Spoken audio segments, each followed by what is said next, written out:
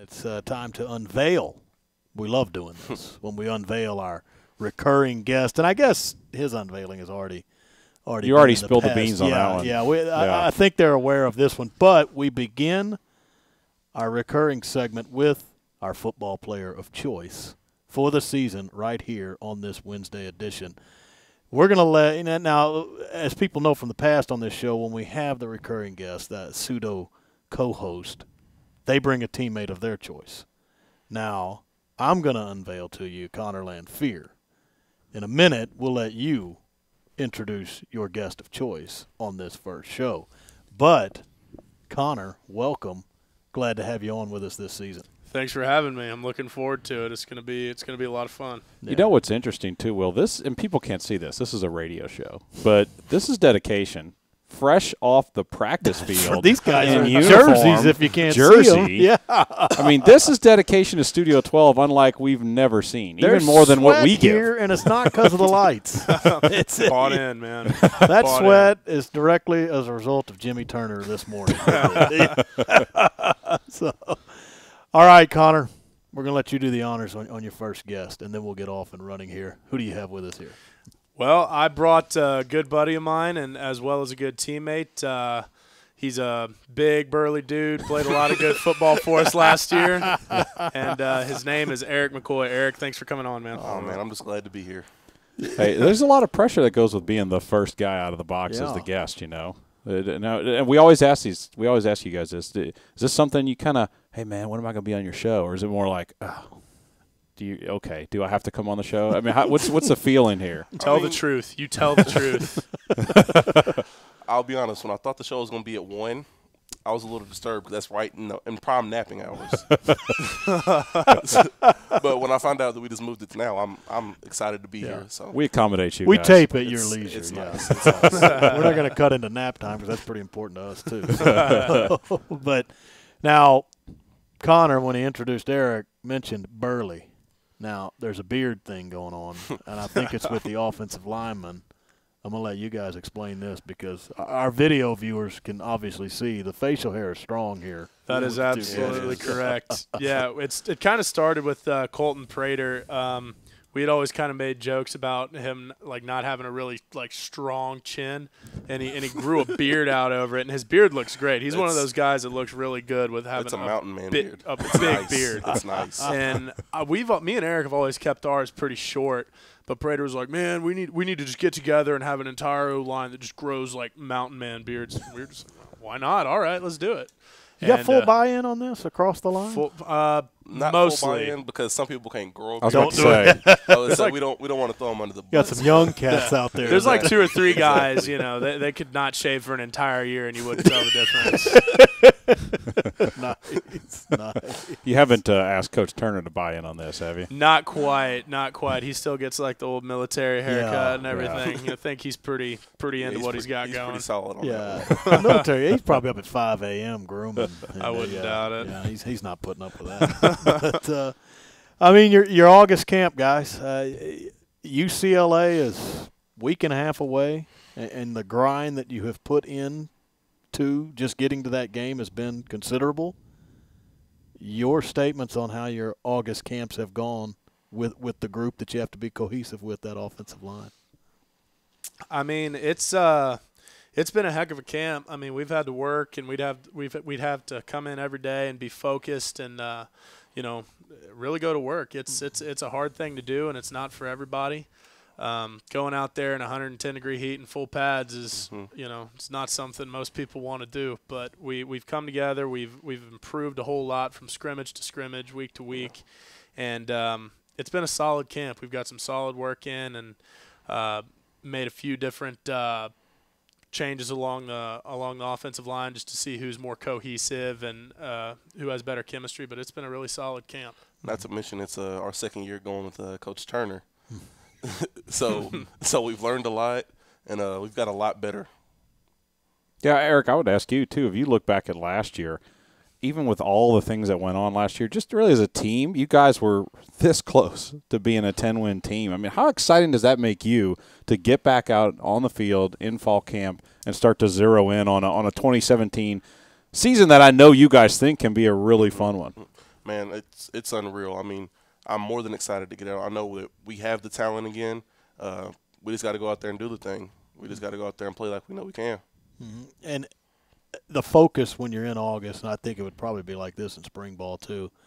I think we know by now Jim Turner and the O-line, you guys do some mixing and matching to find combinations. But before we started taping, Connor and Erik, you both kind of mentioned to us that chemistry and communication are really what you work on, because you relayed a nice story about last year. Once you got into a flow on that offensive line, you knew what Erik was calling, what he was going to say. You knew it before it was coming. Mm-hmm. The goal is to get to that point with all these combinations before you head out to the Rose Bowl. Without a doubt. It's always good when you've had a year playing next to somebody under your belt already and you're not going in blind with a new guy. And me and Erik having played together last year, that'll greatly benefit us this year just because we have been on so many reps together. We have that chemistry with each other. Communication is a huge thing on the offensive line, but I would say our chemistry is so great that me and him just, like, say a stunt's coming on the defense, me and him hardly have to talk. We just know it's coming, and we know how the other one is going to react. So developing that cohesiveness as a unit is very imperative, and I think we've done a good job of that so far during camp. Mm-hmm. Yeah. And, I think about chemistry that you build. There's ways to do that, and they can happen off the field. And I feel like the offensive line has had some off of it. Maybe one of them, though, is – correct me if I'm wrong, Connor will lead the outdoor excursions sometimes. Oh, for sure. Where the offensive line and is this usually on a ranch somewhere? Usually, I've actually got a story for you about the last outdoor outing we had. This is with the O-line. Yes, with a couple of the O-linemen. I tried to get Erik to go, but he didn't want to go hiking through the woods at like 3 in the afternoon when it was 120 degrees. Oh, yes, sir. I'm from good old Lufkin, Texas. That's right. Woods. Yeah. Well, 3 o'clock hike. I get it. I feel you. Yeah. Come on, we just got out of a workout. I'm ready to go home and lay down. But, so me and a couple other O-linemen, Carson Green was one of them, Jared Hawker was another one. They wanted to go fishing. So I was like, all right, fine, I'll take you out to my spot. And we packed up the bow fishing rig, the fishing rods, and, the cast net. And what I do is we went down to the Navasota River, and I chunked out my cast net, caught a huge buffalo carp, and that's best bait for alligator gar. And there's like 7-foot alligator gar in there. Huge. Yeah, I've been with him several times. Me and him go all the time. And most people think you can't eat them. It's wrong. You can. That's absolutely wrong. They are great if they are breaded and deep fried. I like it. Of course. But, we went out there and we fished, caught some big gar. There was one we caught that probably weighed 40-something pounds. But I wanted to stay out there for a little while longer and go bow fishing at night. So I'm in a canoe. It is pitch black. It is midnight. I'm in the middle of nowhere on the Navasota River, and I've just got a little headlamp on top of me. So I'm paddling around down this river looking for gar. I can hear coyotes and pigs squealing. We are in the woods, okay? And I'm paddling along, and I see some kind of red eyes a little ways down the river, right? And I'm thinking, it's like a beaver or nutria or something. So I paddle down there a little further, just get a better look at it, and the eyes go under. I'm like, okay, whatever. I'm just going to sit around for a second and see if they come back up. Well, they came back up, and it was about 10 yards away from me, and it's that point I realized what it was. There was an alligator, I'm not even kidding you, as big as the canoe I was in, 10 yards away from me. I didn't think they had alligators this close to College Station. Apparently they do. It is 15 minutes away from here, and I saw a gator as big as this canoe I was in. I got out of there pretty quick. Let me tell you, it was a little bit nerve-wracking. And not to mention the last time we went, he wanted me to get in the canoe. Yeah, Erik wasn't having any of the canoe. We've just guaranteed that you're probably not going to get in a canoe with him, especially once after dark. I would definitely not. That's way out of my league. Can you imagine Coach Sumlin at a press conference explaining that injury report? Got attacked by an alligator. 2 offensive linemen will be out. I got to ask about that. I mean, I grew up in Louisiana, right there in New Orleans, so I've seen my share of alligator gar, and I don't know that I would want to put any part of those in my mouth, breaded, fried, or otherwise. But I've got a recipe. You're locked in on this. I've got a recipe. I actually fed it to a couple of the guys that went fishing with me. Most people don't know you can eat them just because they're kind of difficult to clean. I mean, their skin is like once you cut it, it's like razors. It's so thick. The Aztec warriors actually used to use alligator gar skin as armor. That's how tough this stuff is. That's gracious. So you gotta get like a sawzall or a hatchet and just knock the top layer of their hull off, and then you just flay them out. And I mean, they're solid meat. And then what you do? Red onion, green onion, some breadcrumbs, and chunk the fish up. Put it all into a food processor, and roll it in flour and fry it. Awesome. Have you tried this, Erik? No, I have not. But let's be honest here. You give an offensive line anything that's breaded and fried, Yeah. we're gonna eat it. That's pretty true. But even for someone who's not an O lineman and just eats everything, it is still pretty recommend good. I recommend it. I'm game.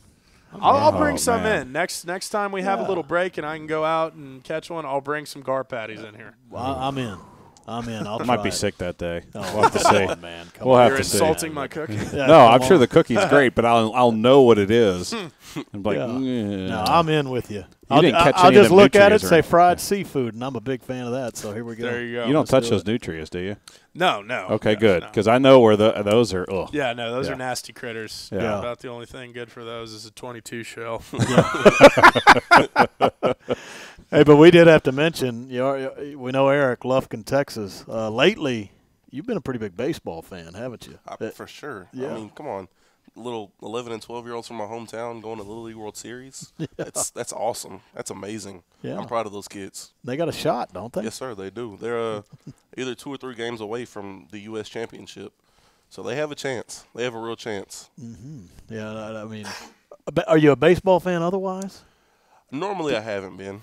I mean, I was when I was younger, but I've grown out of it since I got to college. Football takes up the majority of my time. Right. But these last couple of weeks I have been. Did you play anything else other than football growing up? Oh, yes, A sir. little bit of everything? Yes, sir. Believe it or not, my senior year of high school, I was an all-district basketball player. Right. There you go. I was going to say sumo wrestling. Who's the best basketball player on the O-line group? You guys get to play at all? Is it this guy right here? It's not even close? No, not even close, without a doubt. All right, who's I'd say second Erik. best? Who tries to guard him? Yeah. Keaton's pretty good. Okay, yeah. I forgot about me Keaton. and Keaton are Him and close. Keaton are the best, yeah. So you him and guys will Keaton are play a the little best. basketball when you get a chance? Just a little bit. I mean, in the spare time that we have, when They've- we're not being lazy, we'll play a little basketball. They've asked me to go to the rec before, like after we've had a workout or something, and guys, look, the last thing I want to do after a workout is more physical activity. You guys have fun. I'm gonna go lay on my couch. So no hiking for you after workout. No Yeah, hoops for I you guess so. after That's right. a workout. That's fair. But I wanted to ask both of you, though. I think a lot of us are getting excited about the start of the season, and in particular what A&M has been doing for most of your careers is that big marquee opener. I mean, it's happened a lot. South Carolina, Arizona State, UCLA here last year. Well, this time you're going to the Rose Bowl, and it's that kind of a college football mecca of a stadium. Are you guys into that and aware of it, or do you push that aside and say, let's go play a football game, let's try to win? Or do you have some excitement about actually entering this venue for your first game? I mean, of course it is exciting to get to play in the Rose Bowl. I mean, that's something, I feel like every kid dreams of doing one day if they have college football aspirations. But we're looking at it from just the standpoint of it's our job. It's time to go to work. So we're putting all of that out of our mind, and we're just going in there to get our job done and come away with the win. We're not focusing on any other outside influence. Exactly. In the end, it's just it's another football game that we have to win. That's a part of our journey, and we just want to go in there and beat the crap out of these guys. Because We in the concur. Rose Bowl, We concur. even in the Rose Bowl, the field's 100 yards long. And 52. Yeah, All right, wide. who's your It's the guy? same thing. But Erik, we've asked Connor this before, but before you go, I wanted to ask you. You guys have scrimmaged a few times inside of Kyle Field, so you're getting that, getting that feel of being back out on that turf. But what does it mean to you to be able to run out of that tunnel, 103,000 people in the stands? You got 35,000 students just going nuts. What is that? Can you put into words what that feeling's like? In all honesty, I can't. It's the most undescribable thing I've ever been through. Just all the people yelling, the atmosphere. It's unreal. That's all I can say about it. I can't explain it. Same for you, Connor? It is the highest of highs. I mean, it is just natural adrenaline. I think it is a mental high in its purest form. Just running out of that tunnel, and it's awe-inspiring. I mean, it's absolutely amazing. And then on defense, when you're if you're not talking to coach and you're watching the game and our defense is out there, you probably don't feel too bad for the other team's O-line trying to communicate with all that noise. Yeah, that'd be rough. That would be really rough. Before you guys get out of here, we had to throw this at you. You know, when we have these segments with these players, we always try to name them. And it took us a little while last year, but with Connor McQueen, we came up with the red zone. Well, we were talking about this on the way into taping. You know, what can the name for Connor's segment be? Now, Erik, I don't know, he kind of threw a jab at his boy here. Said put something with fat in it. So we said like chewing the fat or something like that. But I thought Connor had a pretty good suggestion. He's a ranch guy. I don't know, do you go so far as calling you a cowboy? Is he a cowboy, Erik? I'm not going to say a cowboy. He's just a country boy. Okay, a good country old boy. That might be even better because you hunt, you fish, you like horseback. Oh, yeah. You know, Used to ride and do a gar. lot more of that. Well, when he's an earlier in old life. man, he's going to have a cabin on a ranch. Without a doubt. Once I'm done here, Yeah. done working, you won't find me. So, In the mountains, hidden away somewhere. so he No threw cell this service, out. perfect. This is where I'm Great. living. So Connor threw this out, and I loved it. The front porch with Connor Lanfear. I mean, he is the old line. He's that front line. Yeah. Yeah. Sleep on it. When you come back, we'll figure it out. All right, sounds good. like it. So far, that's the leader. Leader in the clubhouse. I Let's like go. it. Well, guys, thanks so much for the time, and we'll see you next week. Erik, we'll see you out at practice. And But come back and join us. He'll yeah. bring you As long back. as I get the invite, I'll be There you here. go. All right. It's been challenged. So we'll see you guys, and good luck at UCLA. We'll see you out there for sure.